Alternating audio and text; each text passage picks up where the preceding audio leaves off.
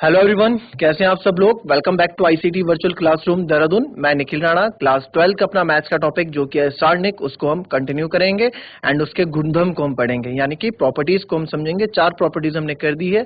5 properties मैं आपको इसलिए समझा रहा हूँ, उसके साथ साथ उसको प्रूफ भी कर रहा हूँ ताकि आप उसको क्वेश्चन में अच्छे से यूज कर पाए जब हम प्रॉपर्टीज यूज करेंगे। तो चलिए अपनी क्लास शुरू करते हैं। शुरू करने से पहले हमेशा की तरह थॉट ऑफ द डे लेके चलते हैं। तो जैसे कि आप लोग को पता है, आज शिक्षक दिवस है, तो सबसे पहले आप सभी को शिक्षक दिवस की हार्दिक शुभकामनाएं।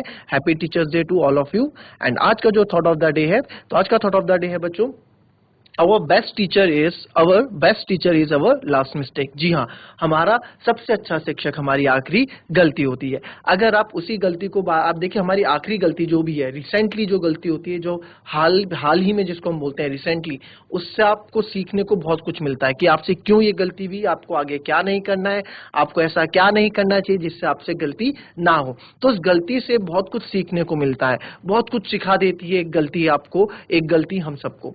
तो ये है हमारा आज का थॉट ऑफ द डे कि our teacher is our last mistake, our best teacher is our last mistake. तो चलिए क्लास शुरू करते हैं एंड चलते हैं स्मार्ट बोर्ड की तरफ। अब इसमें हमने कितनी प्रॉपर्टीज कर ली थी बच्चों, ठीक है। अब मैंने रिमार्क बताए थे, 2 रिमार्क हमने ये भी बता दी थी कि भाई अगर रेशियो यानी अनुपात सेम हो, 2 रेशियो, 2 कॉलम का या फिर 2 रो का, तो भी वो क्या हो जाता है, 0 हो जाता है। ठीक है, ये आपका प्रॉपर्टी क्या कहती थी, ये प्रॉपर्टी 4 हमारी ये कहती थी। ठीक है, अब देखो ये एलिमेंट, जो ये वाली प्रॉपर्टी है, ये भी अपने आप में काफी इंपॉर्टेंट प्रॉपर्टी है, जो मैं आपको भी लिखाऊंगा, ये भी काफी यूज हो जाती है। तो इसमें लिखा है if property 5, if sum or all elements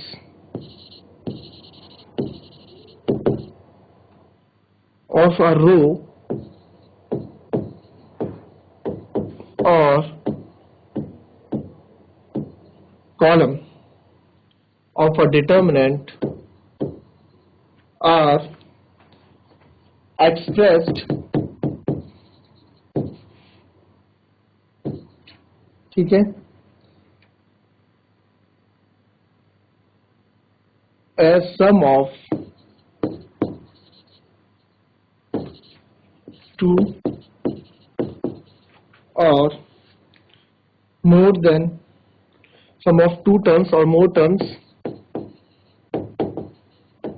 the determinant can be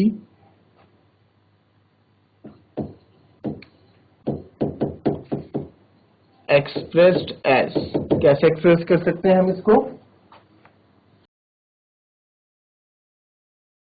ठीक है, कैन बी एक्सप्रेस्ड एज, कैसे एक्सप्रेस कर सकते हैं उसको थोड़ा समझते हैं। पहले इसको थोड़ा हिंदी में भी लिख देते हैं जिससे आप लोगों को समझने में दिक्कत ना हो। तो यानी कि यदि एक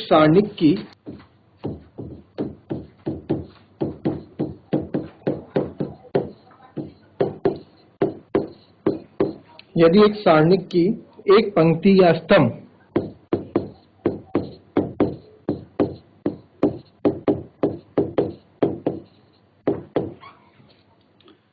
के कुछ या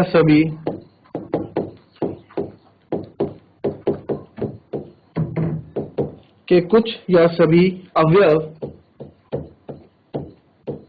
ठीक है, सब अवयव, 2 या अधिक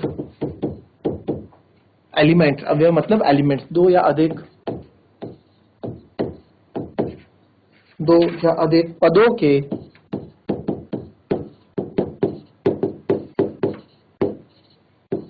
योगफल के रूप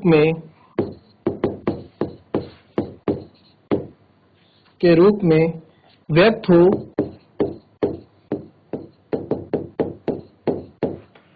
हो तो सारणिक को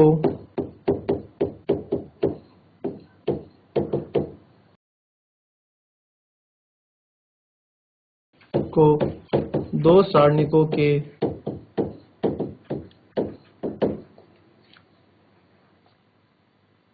योगफल के रूप में व्यक्त किया जा सकता है।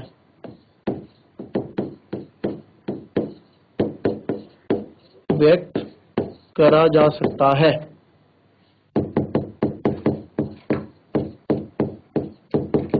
ठीक है, अब इसका मतलब क्या है, इसको आप थोड़ा देखते हैं, ठीक है। एक्सप्रेस्ड एज, अच्छा इसको भी मैंने पूरा नहीं लिखा है, expressed as sum of two or more, expressed as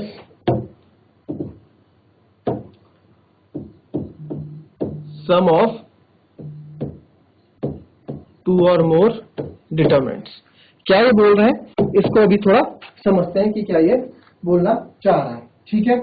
तो इसका है, इसका क्या है, अब देखो इसमें देखते हैं, इसमें अब एक चीज देखते हैं, इसको सॉल्व कैसे करना है ना। सॉल्व नहीं, उसके कहना क्या चाह रहे हैं कि अगर मेरे पास डिटरमिनेंट में क्या है ना, सिंपल आप समझो, a1 प्लस लैम्डा या फिर लैम्डा 1 प्लस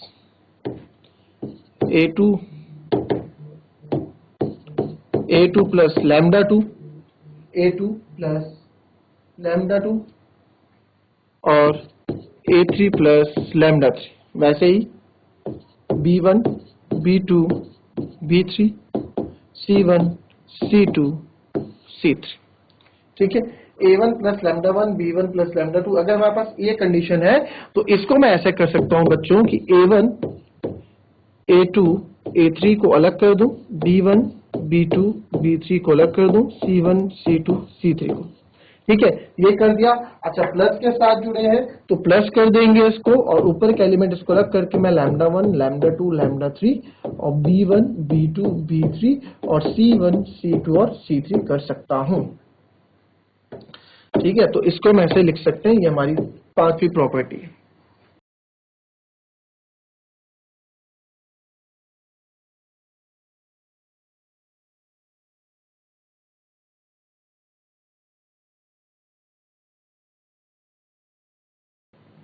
चलिए नेक्स्ट लिखेंगे नंबर 6।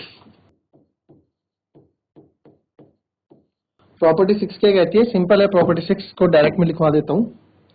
तो डायरेक्ट लिखेंगे इसको, क्या क्या कोई रो है मेरे पास Ri, ठीक है, और इसमें मैं रो में साथ में कुछ ऐड कर रहा हूं, ये कंडीशन है, या फिर आप कॉलम लिख दो, ठीक है। तो यानी कि कोई भी चेंज नहीं होता डिटरमिनेंट में, वह वापस आ जाता है। कहने का मतलब है कि यदि एक सारणी की किसी पंक्ति या स्तंभ के प्रत्येक अवयव में दूसरी पंक्ति या स्तंभ के संगत अवयव के समान गुणजों को जोड़ दिया जाता है तो सारणी का मान वही रहता है। If each element of any row or column of a determinant, the equimultiples of corresponding elements of other row or column are added, then the value of determinant remain the same. That is the value of determinant जो होगी remain same if we apply the operation. So अगर मैं जैसे कुछ इसको अगर मैं proof करके आपको दिखाना चाहूँ तो प्रूफ करके आपको कैसे दिखाया जा सकता है, ये अभी देखते हैं इस क्वेश्चन को। जैसे एग्जांपल देखेंगे आप, अगर हमारे पास है 1 2 3 1 1 2 0 0 2, ठीक है, तो कोई चेंज नहीं होता डिटरमिनेंट, नो चेंज। इसमें जब हम ऐसे करते तो नो चेंज इन डिटरमिनेंट, कोई भी चेंज आपका डिटरमिनेंट में नहीं होता है, ठीक है, कोई भी चेंज आपका डिटरमिनेंट में नहीं होता है, ये इसका मतलब है। क्लियर, कोई भी चेंज आपका डिटरमिनेंट में नहीं होता है। क्लियर, तो इसका क्या, जैसे 1 2 3, अब मैंने क्या किया, इसमें मैंने ऑपरेशन लगा दिया कि R1 में क्या कर रहा हूं मैं, R1 प्लस 2R2 कर रहा हूं, यही जो है इसी रो को मैं वापस उसमें ऐड कर दे रहा हूं, ठीक है। तो इसी रो को जब मैं वापस इसमें ऐड करूंगा तो व्हाट विल वी गेट,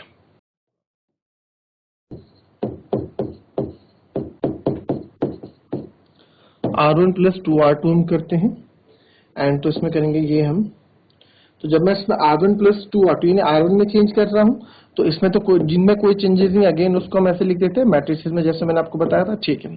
अब R1 यानी कि ट्वाइस ऑफ R2 करोगे आप, तो 2 1 जा 2 और 2 प्लस 1 कितना होता है बच्चों, 3, तो ये कर दिया 3। आया समझ में क्या किया हमने, आओ फिर से समझे, क्या बोला, ट्वाइस ऑफ R2, तो ट्वाइस ऑफ R2 करते हैं 1 into 2, तो ये तो हो गया भाई 2। अब इसी के ऊपर वाले जाओ 2 पे, तो 2 प्लस 2 ये हो गया आपका 4, तो यहाँ पे आ जाएगा 4। आई बात समझ में, ऐसे हम इसको कर रहे हैं, तो वैसे हम इसमें करते हैं अगेन ट्वाइस ऑफ R2 है, तो ट्वाइस ऑफ R2 करेंगे हम इसको 2, 2 2 हो जाएगा आपका 4, 4 प्लस 3 आपका हो जाएगा 7, तो ये आ जाएगा 7।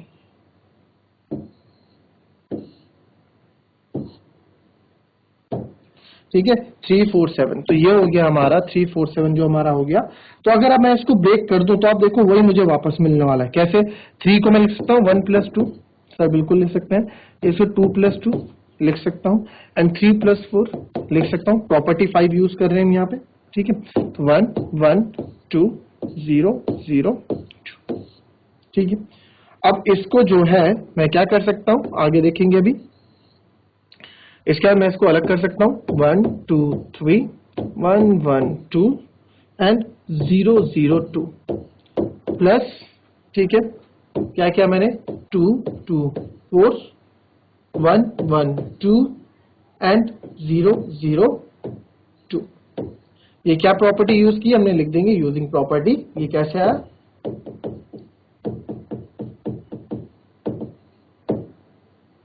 अभी अभी तो पढ़ी थी प्रॉपर्टी, देखो यहाँ पे। अगर हमारे पास ऐसे सम आ जाते हैं तो उसको हम अलग भी कर सकते हैं, और अगर हमारे पास ऐसे सम अलग है तो उसको हम वापस भी कर सकते हैं। ये प्रॉपर्टी भी पढ़ी थी, वही मैंने यहाँ यूज कर दी। ठीक है, तो अब आप बोलोगे कि सर इसमें नो चेंज वाली बात तो है नहीं, ये तो अलग हो गया।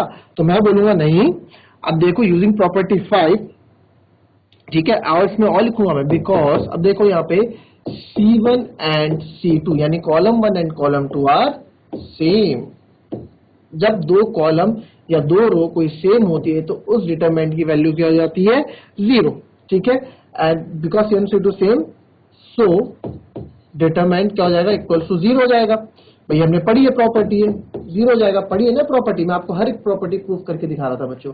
जैसे आप देख रहे हो यहाँ पे ये दो प्रॉपर्टी सेम है, तो आपने देखा था इसको प्रूव भी हमने किया था, 3 2 3 3 2 3 था, तो ये क्या आ गया हमारा?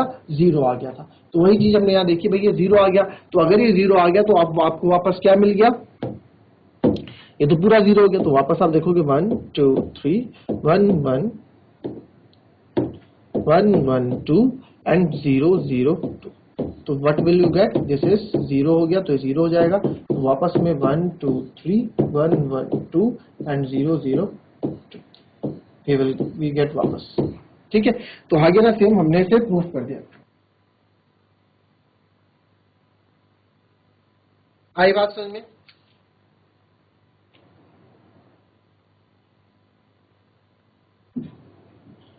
कॉपी कर लो उसको।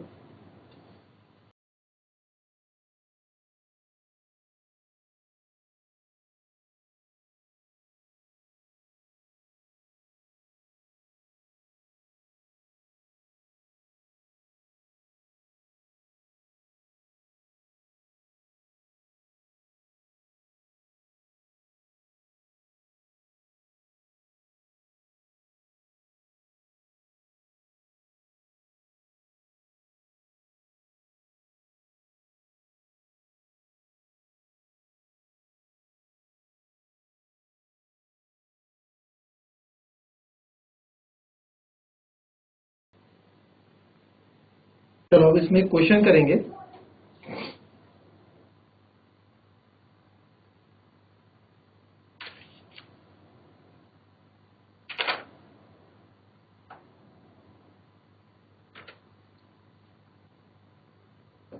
चलो अभी क्वेश्चन आपको बताता हूं मैं।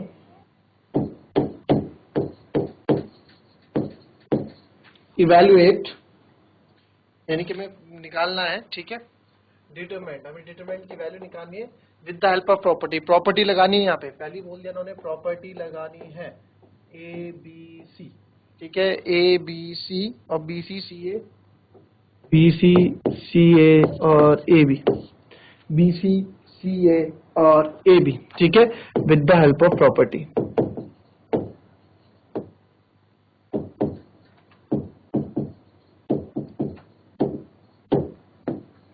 With the help of property, property की हेल्प से। ठीक है, प्रॉपर्टी की हेल्प से जरा करो इस क्वेश्चन को। क्या जितनी प्रॉपर्टीज हमने पढ़ी है कैसे करेंगे आप?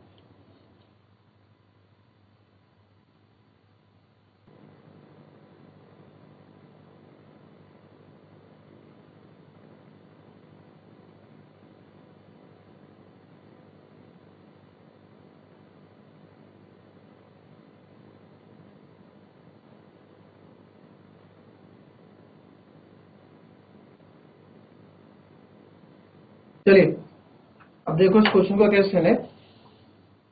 देखो मैंने आपको बोला इस क्वेश्चन में जब भी आप यूज करो तो मैंने बोला हमेशा हमें पहला हमारा स्टेप क्या रहता है, जीरो बनाना। ठीक है, पहला स्टेप रहेगा हमारा इजी करने के लिए टू मेक जीरो।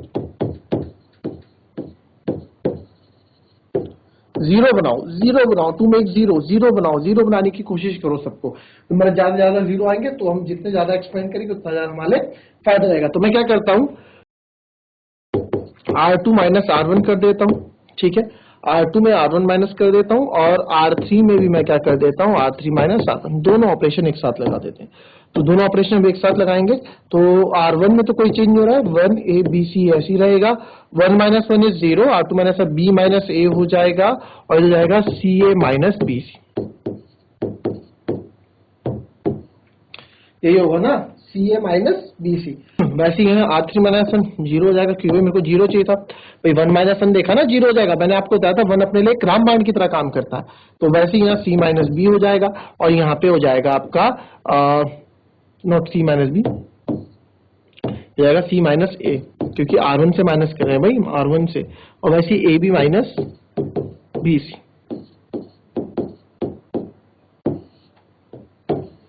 अब बच्चों इसको थोड़ा मैं आगे फॉरवर्ड करूंगा अगर, तो ये हो जाएगा 1A BC 0B minus A। यहां से अगर मैं C कॉमन ले लूं अंदर बच जाएगा A माइनस B, वैसे 0 C माइनस A। यहां से मैं अगर B कॉमन ले लूं अंदर बच जाएगा A माइनस C। इतना हो गया। ठीक है, अब क्या कर दो, मैं इसको एक कॉलम 1 के अलाउंग एक्सपेंड कर देता हूं। ठीक है, और आपका आंसर आपके सामने होगा। मैं कॉलम 1 के अलाउंग एक्सपेंड क्यों कर रहा हूं, क्योंकि मेरा मोटिव पूरा हो गया जीरो बनाने का। और जिधर ज्यादा जीरो होता है उधर हमारी इजी आता है। नो एक्सपेंड अलोंग कॉलम 1 के अलाउंग हम एक्सपेंड कर रहे हैं। तो कॉलम 1 के अलाउंग जब आप एक्सपेंड करोगे चीजों को तो आप देखोगे, देखिए पहला एलिमेंट पॉजिटिव होगा 1, तो इससे जाती हुई रो, इससे जाते कॉलम को छोड़ के आप लिख दोगे B minus A C minus A C A minus B और B A माइनस C। ठीक है, फिर उसके बाद प्लस जीरो। देखो कितना आराम मिल जाता है जीरो से, है ना। जीरो से कितना आराम हमको लोगों को मिल जाता है। अब आपको पता है क्रॉस मल्टीप्लाई कर देनी है, तो इसकी क्रॉस मल्टीप्लाई कर देंगे आप पहले। तो अब इसका आंसर आपको खुद निकालना है। इससे आगे आप थोड़ा कैलकुलेटिव पार्ट है, थोड़ा बहुत कोशिश आप लोग भी करोगे। तो बस मैंने क्वेश्चन बताया कि क्वेश्चन को आप कैसे इजी कर सकते हैं। Clear? That's all for today बच्चों, मिलते हैं आपसे नेक्स्ट क्लास में। तब तक के लिए be happy, be healthy and be safe. Thank you and have a nice day.